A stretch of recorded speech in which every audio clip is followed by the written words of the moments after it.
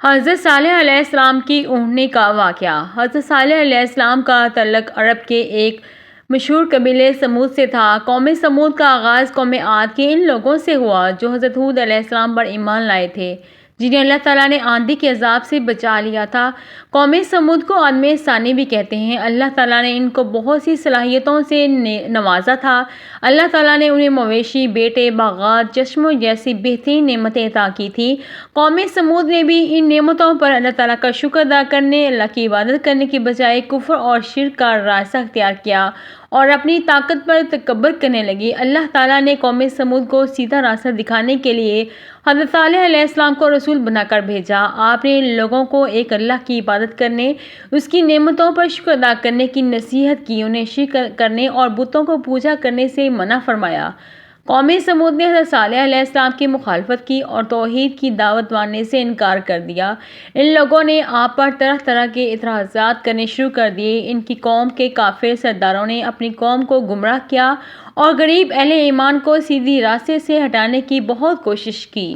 قوم سمود نے حضرت صالح علیہ السلام سے ایک عجیب و غریب مطالبہ کر دیا۔ کہنے لگے، اگر اللہ تعالیٰ کے سچے رسول ہو تو ایک نشانی لے کر آؤ۔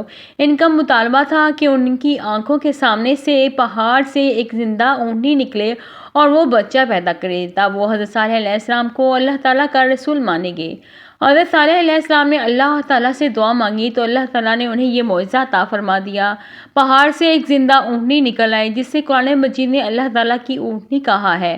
اللہ پاک نے اونٹنی ان کے لیے آزمائش بنا کر بھیجی تاکہ وہ اتنا بڑا معجزہ دیکھ کر بھی ایمان لاتے ہیں یا نہیں، مگر وہ اس معجزے کو دیکھنے کے بعد قوم سمود کے چند ہی لوگ حضرت صالح علیہ السلام پر ایمان لائے۔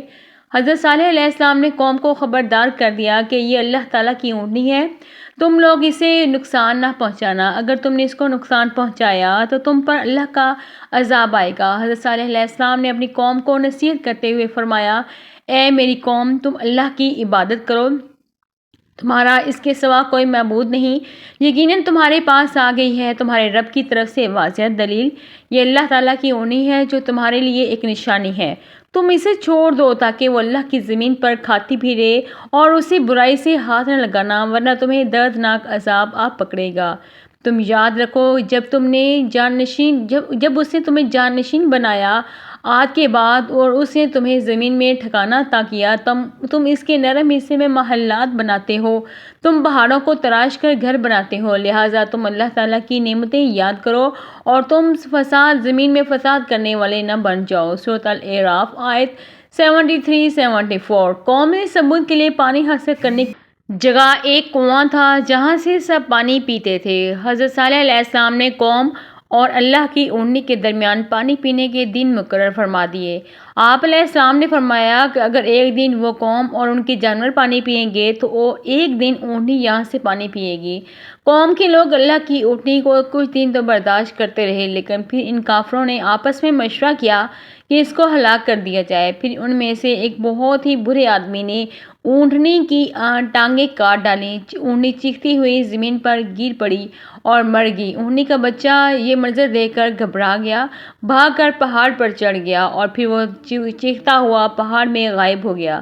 حضرت صالح علیہ السلام نے قوم سے کہا کہ تمہارے لیے 3 دن کی مہلت ہے، تم کچھ اور مزے کر لو، پھر اللہ کا عذاب تمہیں گھیر لے گا۔ 3 دن بعد اللہ تعالیٰ کا عذاب ایک بہت تیز آواز اور زلزلے کی صورت میں آیا جس نے تمام کافروں کو ہلاک کر دیا۔ اپنی طاقت اتروانے اور غرور کرنے والے یہ لوگ اپنے گھروں میں بے بسی کی حالت میں مردہ پڑے کے پڑے رہ گئے۔ اس قوم کی حالت کے بارے میں قرآن مجید میں ارشاد ہوتا ہے، پھر ان لوگوں کو زلزلے نے پکڑ لیا تو وہ اپنے گھروں میں اوندے پڑے ہوئے رہ گئے۔ پھر صالح نے ان لوگوں کی طرف منہ پھیر لیا اور فرمایا، اے میری قوم، یقیناً میں نے تمہیں اپنے رب کا پیغام پہنچا دیا ہے۔ میں نے تمہاری خیر خواہی کی تھی لیکن تم نے خیر خواہی کو پسند نہیں کیا۔ سورۃ الاعراف آیت نمبر 78 اور 79۔ قوم سمود کے خوبصورت گھر اور عالی شان محلات جو انہوں نے بنائے ہوئے تھے، جن پر انہیں بہت ناز اور گمان تھا، اللہ تعالیٰ کے عذاب سے اور ویران ہو گئے، گویا ان میں کوئی نہ رہا۔ وہ بالکل کھنڈرات کی شکل اختیار کر گئے، آج بھی موجود ہیں اور لوگوں کے لیے عبرت کا نشان ہیں۔ امید کرتی ہوں آپ کو ویڈیو پسند آئی ہوگی۔ اگر آپ کو ویڈیو اچھی لگی تو چینل کو سبسکرائب کریں۔ اللہ حافظ، اللہ نگہبان۔